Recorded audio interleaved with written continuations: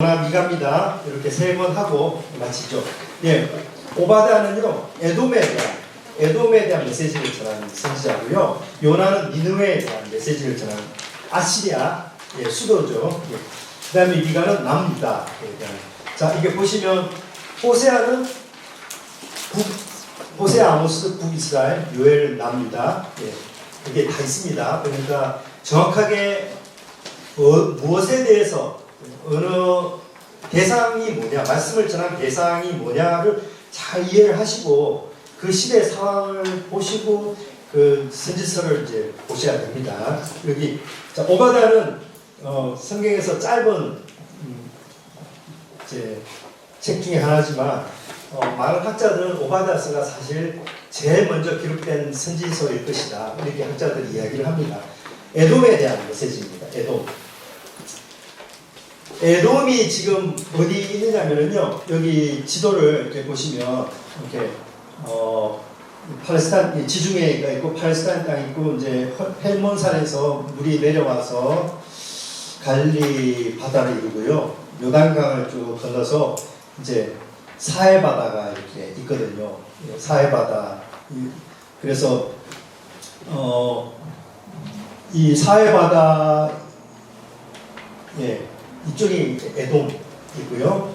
에돔, 모압, 암몬, 그 다음에 아람. 예, 나라가 이제 주변에 있었고요. 예, 아시리아가 와서 이제 여기를 다 이제 멸망시킨 것이죠. 예, 그래서 북이스라엘은 주전 722년 이제 아시리아 제국에 의해서 망했고, 남유다는 주전 586년 이제 바벨로니아 제국에 의해서 멸망했습니다. 자, 여기 지역을 제가 설명하는데, 에돔이 어디 있느냐? 사해바다 남동에 거쳐서 있는 그 지역인데, 지금은 요르단이라는 나라의 남쪽에 있습니다. 요르단의 수도가 어딘지 아십니까? 암만이거든요. 암만. 그러니까 여기 암만이거든요. 그러니까 에돔, 모압, 그다음에 암몬, 그리고 아람. 아람은 이제 지금의 시리아 쪽이죠. 예. 지금 이제 이런 그 당시에는 이스라엘과 주변에 크게 여기 쪽에는 두로시도 이렇게 있었고요. 그다음에 이집트 이렇게 주변의 영향들 있었습니다. 그래서 에돔은 이쪽 사해 바다 남동부 쪽에 있는 그런 이겠구나. 원래 에돔은 그 에서, 그러니까 야곱의 쌍둥이 형이었지 않습니까? 이제 그 에서가 이제 에돔 족속의 조상이죠. 에돔 지역에 제가 가봤거든요. 여기 예전에 에돔 지역을 제가 둘러봤는데, 여기 유명한 페트라라는 유적지가 있습니다. 에돔의 유명한 유적지인데요, 인디아나 존스 영화가 촬영된 그런 장소이기도 하고요. 여기 보면 이 에돔의 유적지가 있는데, 진짜 특이한 게 집을 다 그 굴 파고 이제 만든 거예요.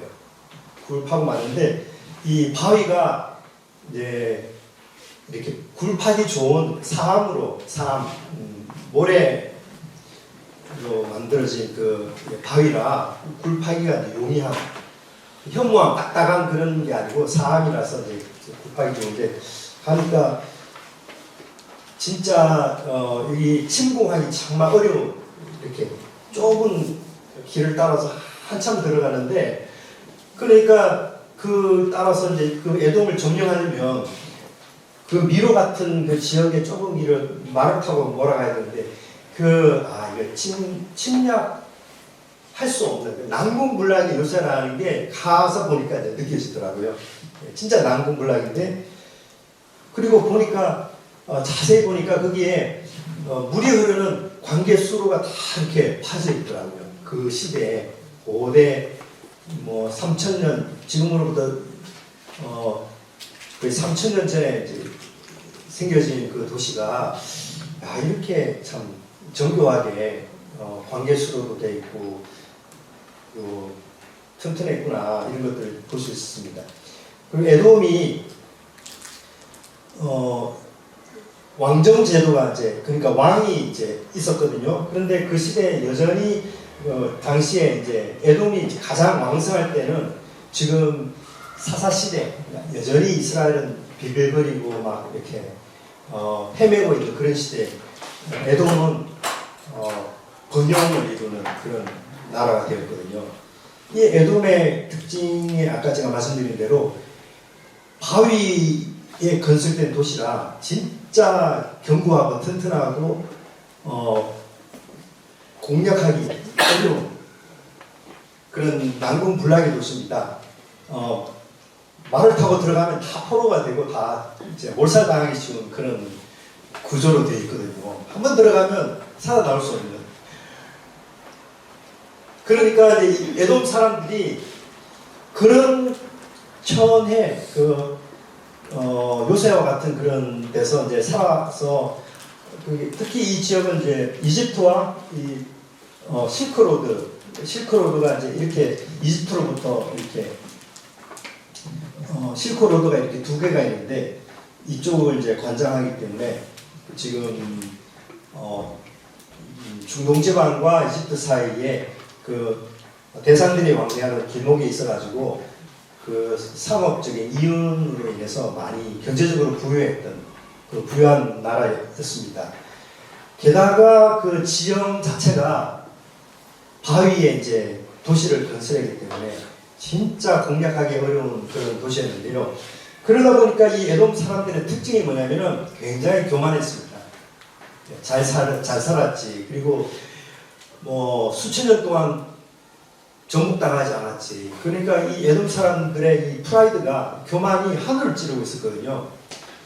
그런 에돔 사람에게 하나님이 누구를 보내시느냐? 오바댜 선지자를 보내셔가지고요. 그 에돔 사람들의 교만을 하나님이 책망하시는 것입니다. 이렇게 교만하여서 교만이 하늘을 찌르는구나. 이렇게 그 에돔이 멸망할 거라고. 삼손이 그 허물은 그것도 그럼 페트라 같은 거예요? 삼손은 그거는 페트라하고는 지역은 다릅니다. 다릅니다. 하여튼 여기 가보면 오렌지색이에요. 오렌지색. 바위가 되게 햇볕을 받으면 진짜 붉은 오렌지빛으로 빛나는 진짜 이 번영했을 때는 에돔이 정말 멋있었겠구나 이런 생각을 가서 보니까 3000년 전에 세워진 도시가 그렇더라고요. 그런데 그 에돔이 멸망했다는 거죠. 에돔이 왕정시대 이스라엘 백성은 여전히 방황하면서 혼돈에 빠져 있어서 그런 시대에 에돔은 경제적 번영을 이루고 그런데 그런 에돔이 멸망했다. 근데 그 가장 왕성할 때, 가장 이 에돔이 잘 나갔을 때 하나님이 오바댜를 보내가지고 교만을 책망하신 것입니다. 너희들 교만 하나님이 가만 안 보신다. 그러니까 선지자들은 이게 보시면 이스라엘 백성들에게만 하나님이 선지자 보내신 게 아니고요. 이방 나라들에게도 하나님이 선지자를 보내가지고 책망의 말씀을 주시고 또 회개해야 된다. 이런 회개의 말씀을 이방인들에게도 전하셨다는 것이 중요합니다. 이게 중요합니다. 그러니까 마치 우리 목사님들이 설교할 때 일본에 대해서 이렇게 혹은 뭐 저기 베트남에 대해서 책망하는 설교한다. 이런 느낌이에요. 그 당시에는. 하나님이 그렇게 가서 외쳐라고 했기 때문에 외친 것이죠. 맞아요. 에돔에 대해서. 에돔이 그런 교만한 사람들이었구나. 그리고 이 에돔 사람이 교만한 그 에돔 사람들이 이 유대 백성들을 굉장히 깔보고 있었고 유다 사람들을 굉장히 질시하고 질투하고 미워하고 에돔 사람들 잘못되기를 늘 바라보고 저주하고 그런 게 있었어요. 하나님이 그들을 책망하신 것입니다. 그러니까 교만한 사람들의 특징이 뭘까요? 교만한 사람 특징이 남 깎아내리고 비판하고 남 잘못되기를 바라보고 늘 남 잘못될 때 좋아하고 교만한 사람들의 특징이 에돔 사람이 그랬습니다. 그 에돔 사람들의 교만을 하나님이 이렇게 어떻게 다루실 것인지 오바다 선지자를 통해서 말씀하셨다 그렇습니다. 이게 오늘날에도 적용됩니다. 하나님은 하나님 모르는 사람이라 할지라도 교만한 사람, 자만, 프라이드, 허영, 헛된 자랑을 가지고 살아가는 사람들 하나님이 다루신다. 지금도 하나님 다루시는 분이다. 그렇습니다. 요나 선지자입니다. 요나는 니느웨, 특히 아수르, 아수르가 이제 지금의 이쪽 지방이군요. 이쪽 지방에 아수르가 지금 계속 이제 이스라엘을 계속 침략하고 하는 그런 시기에 많은 백성들을 이제 괴롭히고 침략하고 사람들 잡아가고 또 고문하고 그런 시대 북이스라엘이 멸망하기 직전이죠.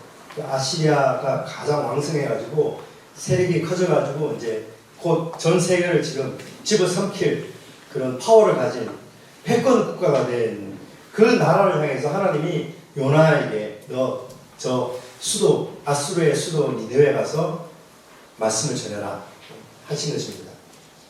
요나의 이름 뜻은 비둘기 뜻입니다. 비둘기.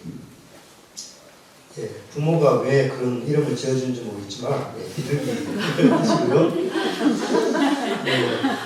성격을 이렇게 뭐 비둘기같이 뭐 그런 부드러운 또 그런 사람이 되라고 했는지 모르겠지만 비둘기라는 뜻의 선지자입니다. 아시리아에 보내받은 선지자고요. 어떻게 보면 선교사입니다. 하나님이 이방 나라에게 가서 말씀을 전하라고 했으니 뜨거운 구약의 선교사 중에 한 명입니다. 주제는 하나님의 구원이 이방인에게도 이제 임하였다 이것입니다. 자, 구조는 단순합니다. 총 넉 장인데 이제 전반부는 1장, 2장. 하나님 첫 번째 명령하시죠. 니네웨 가서 말씀 전하라. 회개의 메시지를 전하라. 두 번째 단락 3, 4장은 하나님의 두 번째 명령이 임합니다. 너는 일어나 니네웨 가서 말씀을 전하라. 이렇게 명령으로 시작합니다. 자, 이렇게 하나님이 명령하실 때 요나가 어떻게 반응했습니까? 하나님의 명령을 듣고도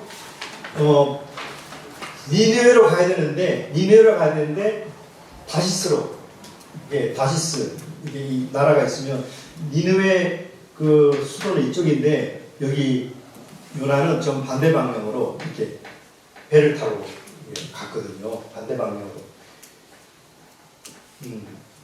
그러니까 자신들을 학대하는 우리나라로 따지면 저 일본에 가서 이제 그 회개하라고 전하라. 그 일제 시대에 어떤 사람에게도 일본에 가서 회개의 말씀 전하 이렇게 이런 거랑 비슷한 것입니다. 근데 화가 나니까 이제 왜 니느웨로 가지 않고 다시로 가냐면 내가 만약 가서 복음을 전해서 그들이 회개하면 그러면 막아야 되는데 이렇게 회개하는 일이 일어나면 그러면 니느웨가 이제 복을 받는 거 아닙니까? 그게 싫은 거예요.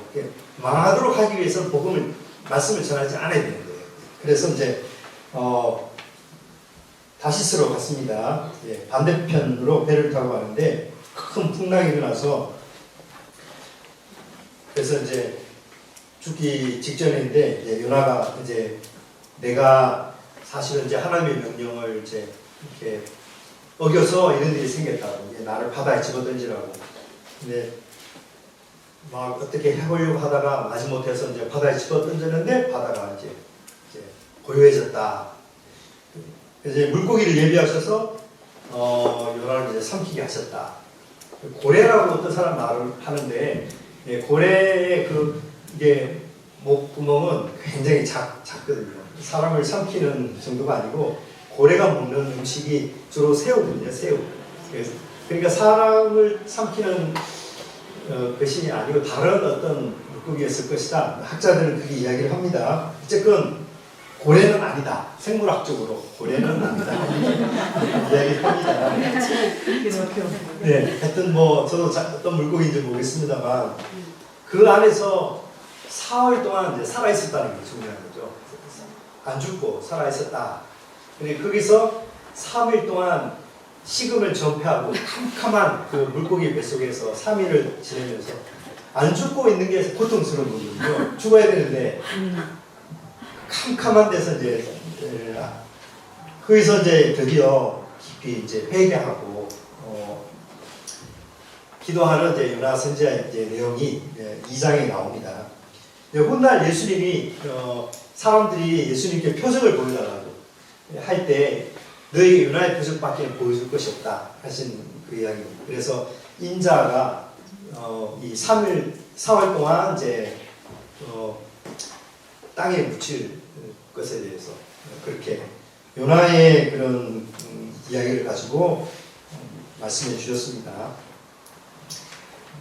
예. 그래서 이제 회개한 요나가 다시 물고기가 요나를 뱉어내고 다음에 하나님의 명령이 임했을 때 요나는 다시 다시스로 갑니다. 다시스로 가서 니느웨로 가서 말씀을 외칩니다. 회개하라고 말씀을 외치는데 진짜 진심으로 외친 것은 아니었음에도 불구하고 니느웨 사람들이 이제 회개하기 시작하고요. 재앉아서 회개하기 시작합니다. 그 모습 보고 이제 요나가 또 화가 나죠. 화가 나가지고 내 이럴 줄 알았습니다. 하나님 외칠 때 이 사람들 회개하게 될 것 같아가지고 내가 안 하는데 이렇게 하면서 또 하나님 이럴 줄 알았습니다. 화가 났거든요. 근데 이제 하나님께서 어떻게 이 멸망시킬 것인지 하나님이 불을 내려서 멸망시키는 것을 봐야 되는데 하면서 이제 회개하는 걸 싫어하는 그 니느웨 위에서 박능쿨을 하나님이 준비하셔가지고 했는데 그 박능쿨을 아꼈는데 하나님이 그 박능쿨을 이제 말라 비틀어져 쓰러지게 하시고 또 그거 보고 요나가 선지자가 또 화가 난단 말입니다. 이렇게 내 더위를 막아주는 박능쿨을 하나님이 왜 이렇게 뜨거운 바람에 이제 쓰러지게 하셨습니까? 또 이렇게 컴플레인 하니까 하나님께서 너가 이 박능쿨도 아끼는데 저 앞뒤 분간을 못하는 그 12만 명 내가 그 생명을 내가 사랑하는 것이 당연하지 않느냐. 그러니까 이제 그것으로 딱 끝나거든요. 그 다음에 요나가 어떻게 했는지는 이제 나오지 않지만 그렇게 끝납니다. 그러니까 여기서 요나서의 중요한 것은 하나님의 관심이 꼭 유다 북이스라엘과 유다 여기에만 국한되는 것이 아니구나. 다른 모든 주변에 이스라엘을 괴롭히던 그들도 역시 하나님 앞에 회개하고 하나님 앞에 나오기를 원하시는구나. 하나님은 이스라엘의 하나님만이 아니라 모든 열방의 하나님이시다. 이런 것들을 이제 보여주면서 있습니다. 그래서 요나는 독특하게도 하나님이 이방 나라에게 복음을 전하라고 보낸 그런 선교사로서의 선지자다. 이렇게 이게 선교사가요 여러 가지 유형의 선교사가 있거든요. 바울과 바나바처럼 자발적으로 가는 선교사가 있는 반면에 요나처럼 가고 싶지 않은데 비자발적으로 가는 그런 선교사가 있습니다. 그리고요 자발적으로 오는 사람이 있습니다. 우리 여기서 한국에서 돈 벌려고 오는 외국인 돈 벌려고 한국에 왔는데 여기서 복음을 받고 예수님을 영접하고 그런 사람들이 있거든요. 그러니까 자발적으로 온. 하나님 보면 하나님이 보낸 거예요. 선교하러 온 건 아니고 돈 벌려고 왔지만 어쨌든 예수님 만나고 돌아가서 교회도 세울 수 있고 하니까 하나님의 관점에서 보면 그들도 이제 선교사인 거거든요. 또 비자발적으로 온 사람들이 있어요. 이렇게 막 끌려서 온 사람들이 있을 수 있고요. 또 뭐 이렇게 난민들 같은 경우도 해당합니다. 여러 가지 유형의 선교사가 있는데 자 요나는 비자발적으로 가고 싶지 않았지만 하나님께서 강권하시는 손에 이끌려서 이제 가서 말씀을 전하는 선교사다. 자 미가 선지자 보고 마치겠습니다. 미가는 남유다에서 사역한 선지자입니다.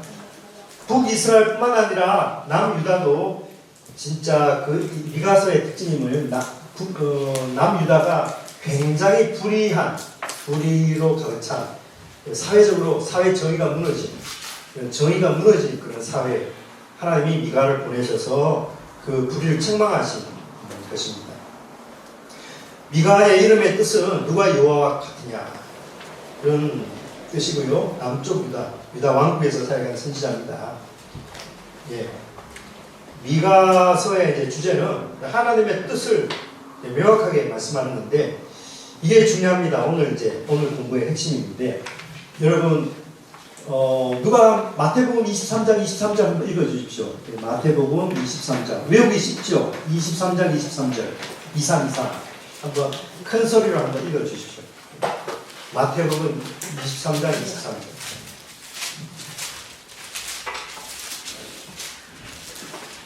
차에 쓸진저 외식하는 서기관들과 바리새인들이여 너희가 박하와 회향과 번제의 11조는 드리되 율법에 더 중한 정의와 긍휼과 믿음은 버렸도다. 그러나 이것도 행하고 저것도 버리지 말아야 할지니라. 아멘. 감사합니다. 옛날 성경, 개혁 성경은 지금 개혁에서는 그렇게 나와 있는데 옛날 성경은 의인신 이렇게 되어 있거든요. 의인신. 예, 의와 인과 신은 버렸다 이렇게 되어 있는데 개혁 개정 성경은 조금 더 쉽게 단어들을 긍휼 또 이렇게 믿음 이렇게 표현을 했습니다. 자, 저는 옛날 버전으로 의인신입니다. 예수님이 말씀하신 이 마태복음 23장 23절 말씀은 미가서를 인용한 말씀입니다. 미가서에 6장에 하나님이 원하시는 것이 무엇이냐 하면서 정의를 행하고 인자를 사랑하고 겸손히 하나님과 동행하는 것이 아니냐. 하나님의 뜻이다. 너에게 요구하시는 하나님의 뜻이다. 이렇게 했거든요. 그러니까 종교의식은 있는데 이런 율법에 더 중한 바, 그러니까 율법의 정신을 빼버리고 살아가는 남쪽 유다의 그 종교 형식만 남고 삶은 없는, 삶이 무너진 불의로 가득 찬 유다의 그 상황에 대해서 미가 선지자를 보내가지고 그들의 불의를 책망하시고 하나님이 요구하시는 뜻이 무엇인지 선포하신 건데 예수님이 미가 선지자의 말씀을 인용하셔가지고 물론 미가서에 유명한 베들레헴에서 메시아가 날 거라는 예언도 있지만은 진짜 더 중요한 것은 예수님이 미가 선지자의 말씀을 인용하시면서 율법의 정신이 이거다, 이 세 가지다 이렇게 말씀하신 거거든요. 여기 보시면 순서가 중요합니다. 순서가 이제 무엇입니까? 이제 공의를 행하는 것, 의, 인자를 사랑하는 것, 인, 그다음에 겸손히 하나님과 동행하는 것, 신입니다. 그래서 제가 이 피라미드로 제가 그림을 그렸는데요. 이 그림을 꼭 기억해 두시기를 바랍니다. 네. 이게 기독교인의 영성, 균형 잡힌 영성을 나타내는 그림입니다. 보시면 의를 행한다는 것이 여러분 미가서나 아모스서나 호세아 읽어보시면 의를 행하는 게 뭔지 명확하게 나와 있습니다. 반대로 의를 행하지 않는 것, 그러니까 지배를 옮기고 땅에 지경을 옮기고 땅을 자꾸 집에 더하고 가옥에 가옥을 더하고 토지에 토지를 더하고 땅 투기하는 것이죠.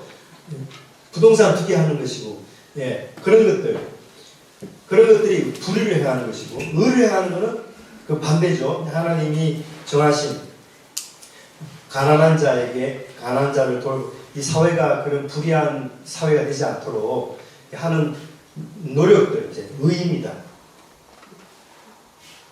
의가 이제 처음이고요. 의가 기초고 의가 출발점입니다. 근데 의만으로 사회가 다 공의로운 사회가 되는 건 아니거든요. 아무리 우리 의로운 사회가 되기 위해서 법도 개정하고 그 다음에 구조적인 문제를 막 하려고 해도 항상 뭡니까 이제 그런 고통받는 가난한 사람들 그런 사람들 항상 있어 왔거든요. 그런 사람들 의로운 사회를 이루어도 항상 거기에서 고통받는 가난한 사람들, 어려운 사람들이 항상 있어 왔는데 그들을 우리가 이해하고 돕고 그들 배려하는 인. 이게 인자를 행하는 것입니다. 인자를 행하고 혹은 긍휼을 베푸는 것이죠. 긍휼 사역이라고 합니다. 천주교회가 이걸 잘하는 거죠. 천주교가 잘하고. 그 다음에 그럼에도 불구하고 사람은 늘 행복하냐? 그렇지 않거든요. 공의로운 사회에서 가난한 사람이 없도록 늘 가진 자들이 잘 자기 것 나누고 해도 사회가 항상 행복한 건 아니거든요. 마지막 활용 정점이 겸손히 하나님과 동행하는 것입니다. 그래서 여기 보시면 이 피라미드가 보시면 우리 기독교는 기독교 영성이 보면 이렇게 되어 있어요. 그러니까 하나님과 동행하는 쪽은 너무 강한데 나머지 쪽은 별로 관심이 없어요. 그러니까 불안한 거예요. 카톨릭을 보면 이제 이 다이아몬드처럼 이렇게 되어 있어요. 그러니까 긍휼을 행하는 카톨릭이 잘하는 거예요. 정의 사제, 뭐 정의 구현, 그 다음에 그리고 긍휼 사역 얼마나 잘합니까? 근데 이게 중요합니다. 균형 잡힌. 그래서 예수님이 이 미가 선지자의 말씀을 인용하신 그 마태복음 23장 23절 율법의 중한바, 율법의 정신, 율법의 본질, 율법의 핵심이 뭐냐? 그것은 의인 신이다.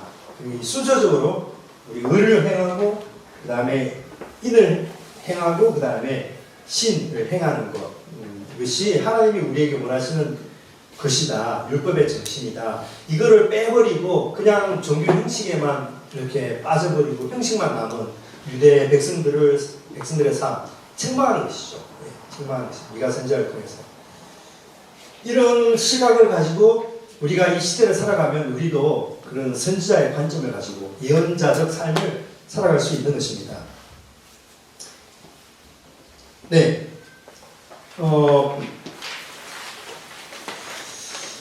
여기 강의 안에 제가 도표로 했거든요. 이스라엘과 유다의 선지자들을 보시면 이사야 선지자 그 시대의 배경은 어디냐 이런 것들, 그 다음에 예레미야, 제가 모든 선지자들 말라기서까지 이렇게 나눴고요. 그 다음에 4대 선지서 이사야, 예레미야, 에스겔, 다니엘, 특히 비교를 해서 도표를 만들었습니다. 도표로 이렇게 제시했고요. 그 다음에 한 번 더 마지막 페이지 보시면 북이스라엘과 남유다의 그 역대 왕과 선지자들 한눈에 딱 보기에 이렇게 도표로 정리를 했거든요. 그래서 개인적으로 선지서를 보실 때 이런 역사적 흐름을 대충이라도 이해를 하시고 이때 이 선지자가 사역했구나 이런 것들 보시면 좋겠습니다. 네, 오늘 공부에서 꼭 잊지 마셔야 될 것은 시간에 대한 하나님의 시간 관점, 사람이 보는 관점. 네, 우리가 하나님의 성령에 감동되면 하나님이 보시는 대로의 그 시간 관점을 우리가 갖게 됩니다. 그게 예언의 은사다. 예언의 은사를 가진 선지자들이 그렇게 선포했다. 근데 우리가 그 예언자들의 말씀을 왜 볼 때 어려우냐? 이게 하나님의 관점에서 보기보다 사람의 관점에서 이게 어느 시점이냐? 자꾸 그렇게 보니까 물론 특정하기 쉬운 이스라엘에서 베들레헴에서 목자가 날 것이다. 천의 몸에서 메시아가 날 것이다. 그런 거는 우리가 쉽게 이게 어떤 때문에 특정하기 쉽지만 그렇지 않고 특정하기 어려운 본문들이 많거든요. 그럴 때는 중첩된 상황으로 계속 이렇게 보면 된다. 이게 오늘 공부의 핵심입니다. 네, 우리가 이제 살아가면서 우리가 하나님 앞에 깊이 나아가서 이제 기도할 때 때로는 하나님이 우리 마음을 감동하셔서 우리의 미래를 하나님 보시는 우리의 미래를 우리에게 보여줄 수도 있고 우리 나라와 민족과 주변 열강들에 대해서 하나님이 보시는 관점을 가지고 보게 하실 수도 있거든요. 그런 사람들이 중보기도자가 된 중보기도의 자리로 하나님이 부르신다는 뜻이고 또 그런 것입니다. 우리가 아무쪼록 이제 내가 보는 관점보다 하나님이 보시는 대로 우리가 우리 삶을 보고 우리가 상황을 이제 보는 연습. 그래서 내가 보는 것을 항상 판단 중지하고 하나님이 보시는 것을 내가 볼 수 있도록 우리가 기도하는 그 자세가 우리가 선지서를 우리가 읽으면서 우리가 기도 생활에도 그렇게 적용을 할 수 있다. 그래서 말씀드립니다. 네, 공부는 이렇게 하고요. 다음 주에는 마지막 이제 6권 소선지서 하고 종강 함께 하겠습니다. 하고 무더운 여름 건강하게 잘 지내시길 바랍니다. 질문 없으시죠? 네, 기도하고